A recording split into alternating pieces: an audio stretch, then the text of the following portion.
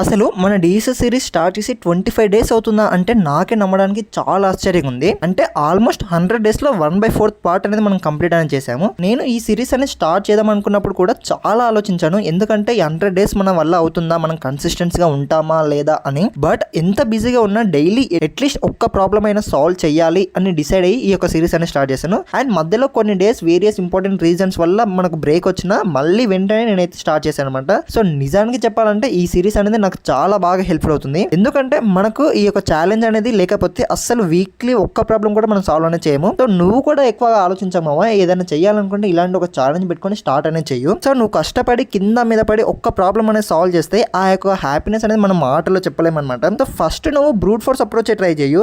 And తర్వాత నువ్వు మెల్లమెల్లగా time complexity and space complexity అనేది తగ్గించు అనమాట. సో స్టార్టింగ్లోనే నువ్వు ఆ విధంగా ఆలోచిస్తే నువ్వు ఫస్ట్ ప్రాబ్లమ్స్ అనేది సాల్వ్ చేయలేవు. సో నువ్వు బేసిక్ నుంచి సాల్వ్ చేసి మెల్లమెల్లగా ఈ యొక్క కోడింగ్లో నువ్వు మాస్టర్ అయితే అవ్వచ్చు అనమాట.